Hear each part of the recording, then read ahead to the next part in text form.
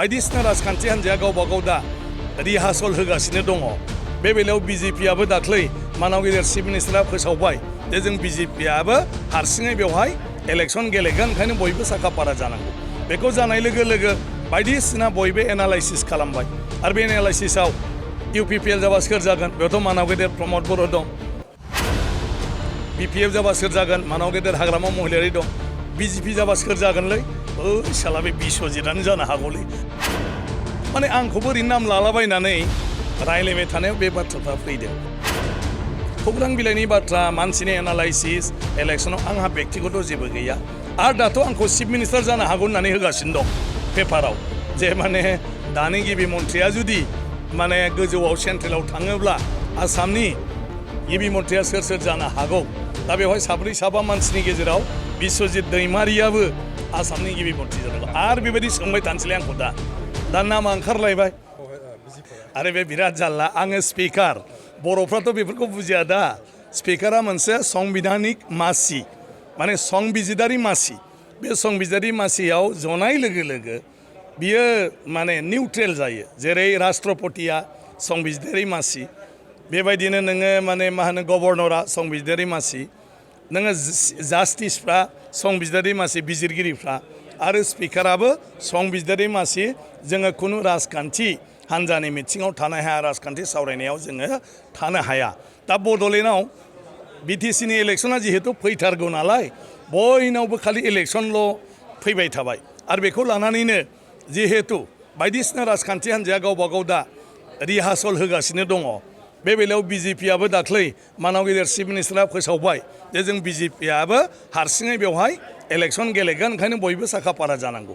बेखौ जानाय लोगो लोगो बायदिसिना बयबो एनालाइसिस खालामबाय आरो बे एनालाइसिसआव इउपिपिएल जाबा सोर जागोन, बेयावथ' मानाव गेदेर प्रमद बर' दं। बिपिएफ जाबा सोर जागोन, मानाव गेदेर हाग्रामा महिलारि दं।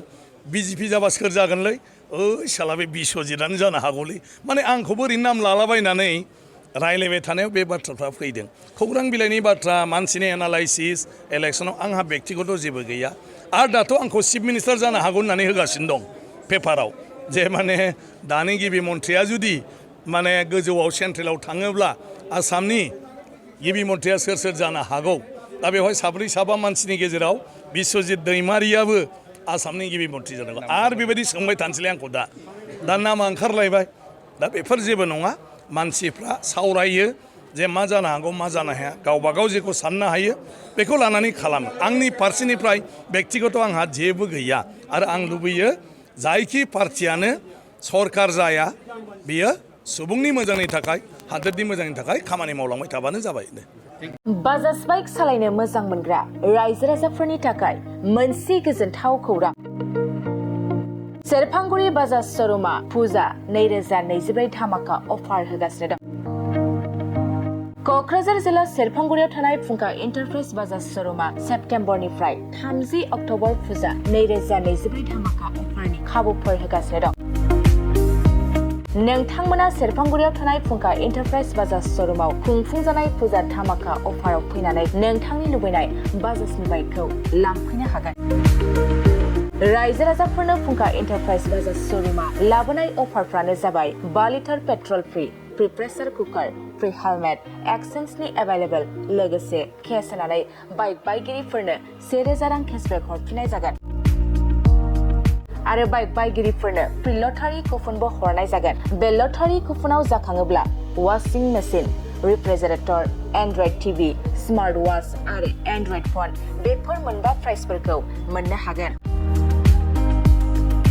नोंथाङा आबुङै मिथिबावनो थाखाय 6003817191 9101598021 आरो 9101547892 जानबुं नाम्बाराव खौरां लाहरनो हागोन।